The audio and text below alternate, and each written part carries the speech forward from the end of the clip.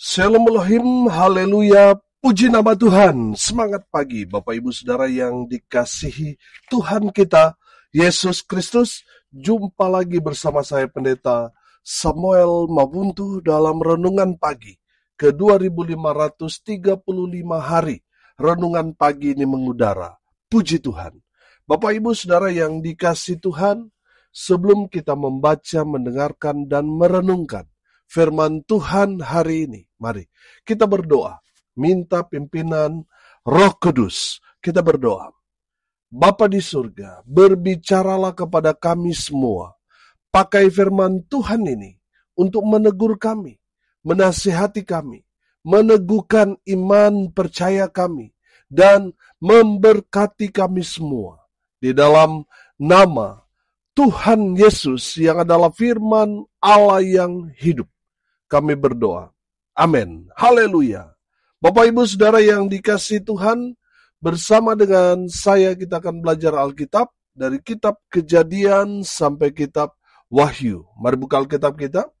Kisah Para Rasul pasal 9 ayat 32 sampai ayat 43. Di bawah perikop Petrus menyembuhkan Eneas dan membangkitkan Dorkas. Demikian firman Tuhan. Pada waktu itu, Petrus berjalan keliling, mengadakan kunjungan kemana-mana. Dalam perjalanan itu, ia singgah juga kepada orang-orang kudus yang di Lida. Di situ didapatinya seorang bernama Eneas, yang telah 8 tahun terbaring di tempat tidur karena lumpuh. Kata Petrus kepadanya, Eneas, Yesus Kristus menyembuhkan engkau. Bangunlah dan bereskanlah tempat tidurmu. Seketika itu juga, bangunlah orang itu. Semua penduduk Lida dan Saron melihat dia, lalu mereka berbalik kepada Tuhan. Di Yope, ada seorang murid perempuan bernama Tabita. Dalam bahasa Yunani, Dorkas. Perempuan itu banyak sekali berbuat baik dan memberi sedekah. Tetapi pada waktu itu, ia sakit lalu meninggal. Dan setelah dimandikan, mayatnya dibaringkan di ruang atas. Lida dekat dengan Yope. Ketika murid-murid mendengar bahwa Petrus ada di Lida, mereka menyuruh 2 orang kepadanya dengan permintaan, segeralah datang ke tempat kami. Maka berkemaslah Petrus dan berangkat bersama-sama dengan mereka. Setelah sampai di sana, ia dibawa ke ruang atas, dan semua janda datang berdiri dekatnya, dan sambil menangis, mereka menunjukkan kepadanya semua baju dan pakaian yang dibuat Dorkas waktu ia masih hidup. Tetapi Petrus menyuruh mereka semua keluar, lalu ia berlutut dan berdoa. Kemudian ia berpaling ke mayat itu dan berkata, Tabita, bangkitlah. Lalu Tabita membuka matanya, dan ketika melihat Petrus, ia bangun lalu duduk. Petrus memegang tangannya dan membantu dia berdiri. Kemudian ia memanggil orang-orang kudus beserta janda-janda, lalu menunjukkan kepada mereka bahwa perempuan itu hidup. Peristiwa itu tersiar di seluruh Yope, dan banyak orang menjadi percaya kepada Tuhan. Kemudian daripada itu, Petrus tinggal beberapa hari di Yope, di rumah seorang yang bernama Simon, seorang penyamak kulit. Amin, firman Tuhan, haleluya. Dari kebenaran firman Tuhan ini kita dapat melihat ada 2 mujizat besar yang dilakukan Rasul Petrus. Yang pertama, mujizat di mana Eneas yang sakit lumpuh sudah 8 tahun terbaring di tempat tidur. Saudara, saya melihat Eneas ini menderita sakit stroke. Saudara yang dikasihi Tuhan, Eneas yang sudah 8 tahun lumpuh di tempat tidurnya, dia tidak bisa melakukan aktivitas. Dia hanya tergantung pada belas kasihan orang. 8 tahun saya yakin dan percaya saudara, tulang-tulangnya sudah sangat keras. Dan dia tidak bisa melakukan aktivitas tanpa bantuan orang lain. Saudara, Eneas yang sudah 8 tahun, sakit lumpuh, stroke, mengalami mujizat dalam pelayanan Rasul Petrus. Amin. Yang kedua, mujizat yang dilakukan Rasul Petrus, perempuan bernama Tabita atau Dorcas, yang dikenal orang baik, suka berbuat baik, suka bersedekah. Dia hanya sakit sebentar saja, lalu kemudian dia meninggal. Saudara yang dikasihi Tuhan, perhatikan proses mujizat terjadi kepada Eneas.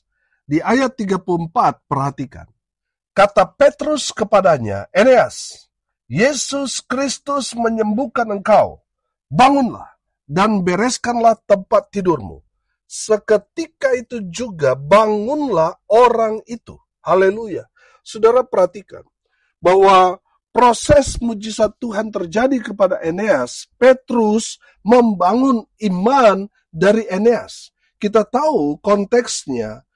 Petrus melayani orang-orang kudus, orang-orang yang melayani Tuhan, orang-orang yang betul-betul mendedikasikan hidup mereka untuk pekerjaan Tuhan. Mereka tidak mencemari hidup mereka dengan berbuat dosa. Mereka betul-betul hidup sesuai dengan kebenaran firman. Bapak Ibu Saudara yang dikasihi Tuhan, Petrus datang kepada Eneas untuk membangkitkan imannya.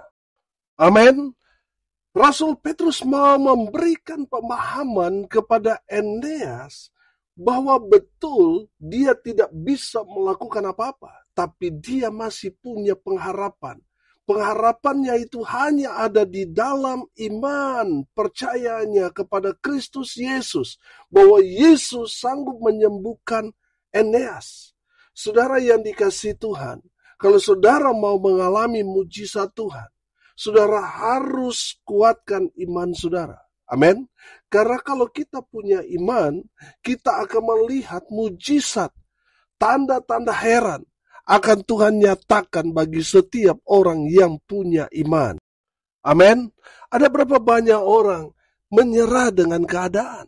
Saudara, orang yang punya iman, pasti dia percaya mujizat masih terjadi sampai sekarang ini. Dan orang yang beriman, dia yakin dan percaya bagi Tuhan tidak ada yang mustahil. Eneas benar, dia sakit 8 tahun, dia lumpuh. Mungkin dia sudah tidak bisa bergerak. Kehidupannya sangat bergantung pada orang lain. Tapi minimal, dia masih punya iman. Itulah yang mau dibangun Rasul Petrus. Saudara yang dikasihi Tuhan, kalau saudara mau mengalami mujizat Tuhan, saudara harus kuatkan iman saudara. Saudara harus bangun iman saudara. Amin.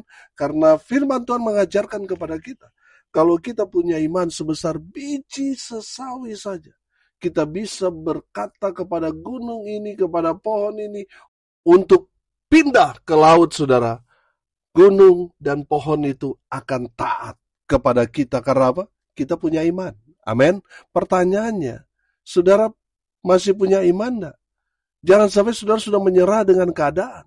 Saudara mungkin saat ini sudah berkata, aduh Pak Pendeta, saya sudah umur, saya sudah nggak mungkin dapat jodoh karena saya sudah usia lanjut dan sebagainya. Saudara, bagi Tuhan tidak ada yang mustahil.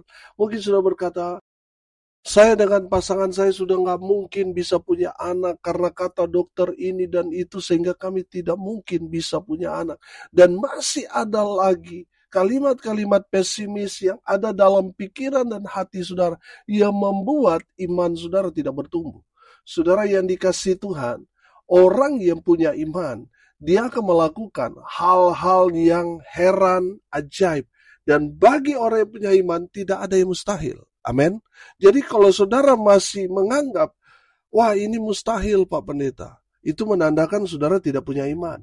Kalau saudara punya iman, maka saudara akan melihat iman saudara itu akan menembus kemustahilan. Amin. Haleluya. Saudara yang dikasihi Tuhan, berbeda dengan Tabita. Tabita atau Dorcas ini, dia sudah mati. Jadi imannya tidak perlu lagi dibangun. Karena apa saudara? Karena dia sudah mati.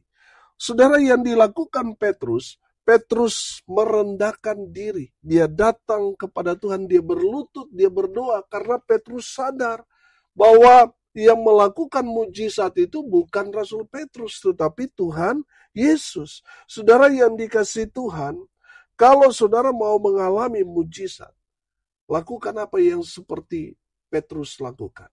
Merendahkan diri di hadapan Tuhan. Berlutut, berdoa, minta kepada Sang Pembuat mujizat. Amin. Saudara yang dikasihi Tuhan, perhatikan, Petrus berdoa. Petrus meminta supaya Tuhan Yesus yang melakukan mujizat buat Tabita, buat Dorcas yang sudah terbujur kaku itu. Saudara perhatikan, Tabita atau Dorcas ini sudah mati. Dia sudah dimandikan, artinya dia memang sudah terbujur kaku. Semua orang sudah menangis. Semua orang sudah datang untuk berduka cita pada saat itu. Saudara perhatikan, Petrus mengusir semua orang yang datang, yang mau mengenang apa yang dilakukan Tabita semasa hidupnya. Dia buat kain ini, dia buat baju ini dan itu, saudara, yang membuat orang akan menangis. Saudara perhatikan apa yang dilakukan Petrus. Petrus mengusir mereka semua.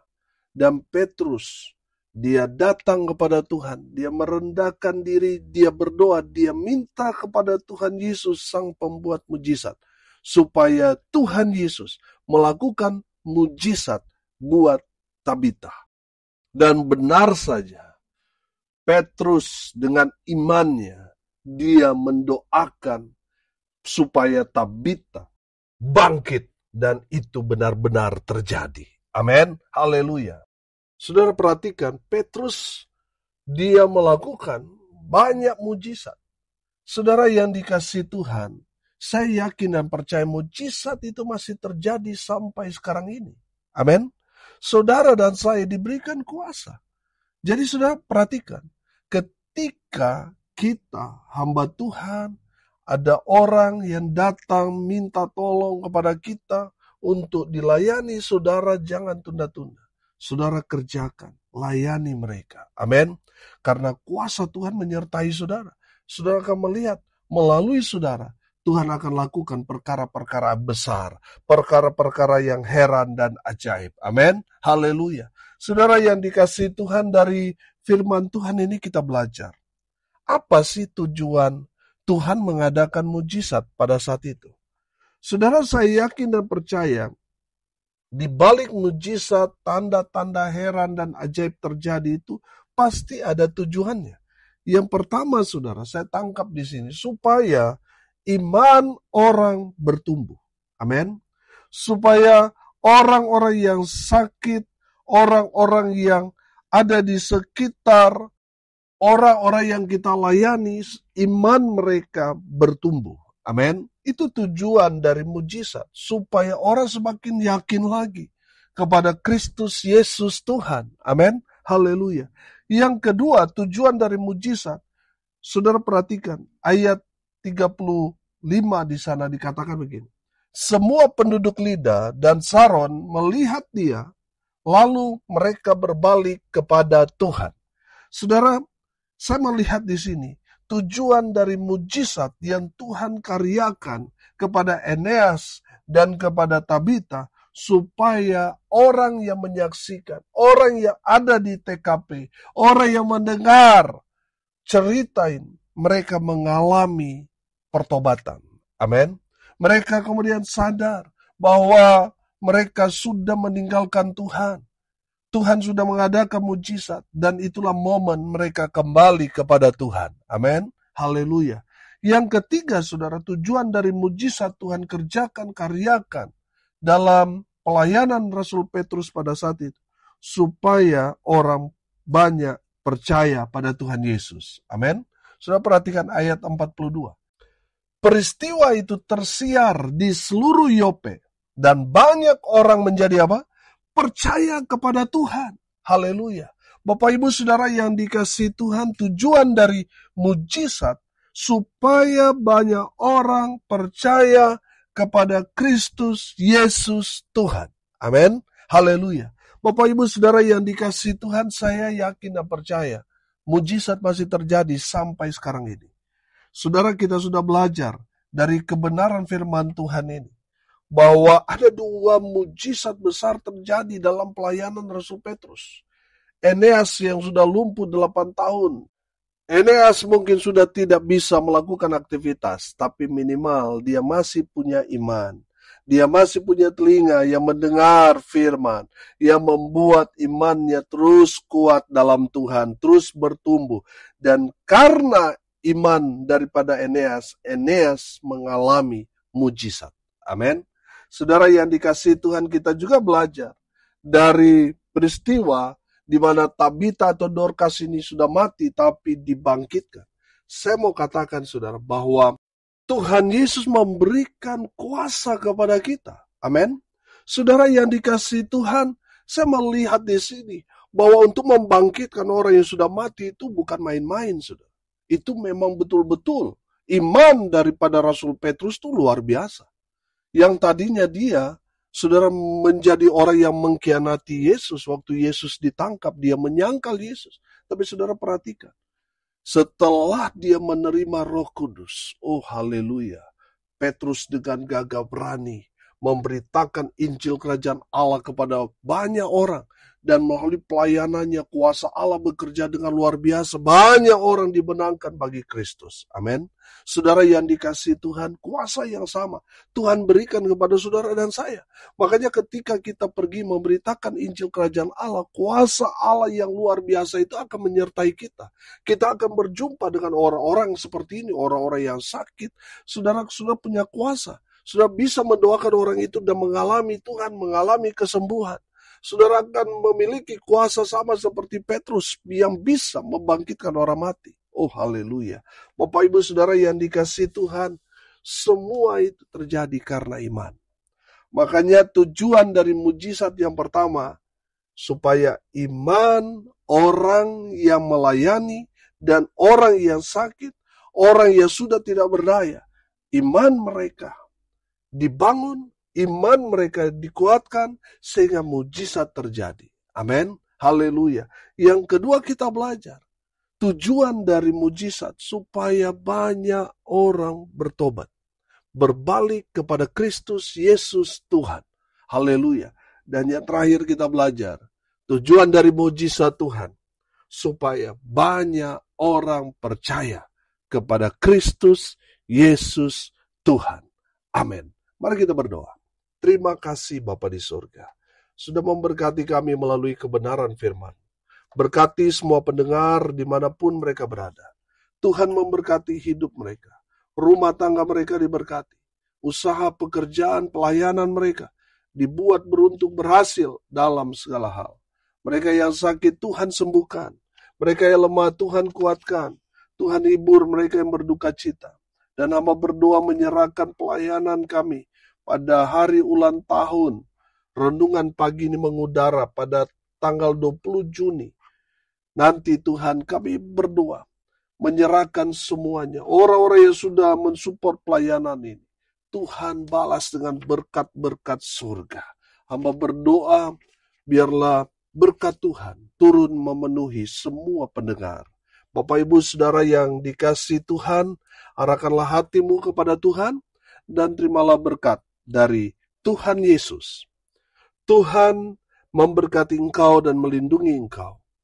Tuhan menyinari engkau dengan wajah-Nya dan memberi engkau kasih karunia. Tuhan menghadapkan wajah-Nya kepadamu dan memberi engkau damai sejahtera. Di dalam nama Tuhan Yesus yang adalah sumber segala berkat, yang percaya diberkati Tuhan, katakan amin. Puji Tuhan. Bapak Ibu Saudara yang dikasihi Tuhan, kalau saudara merasa diberkati melalui renungan pagi ini, bagikan juga kepada saudara-saudara yang lain supaya mereka juga diberkati. Karena untuk itulah kita dipanggil untuk jadi berkat.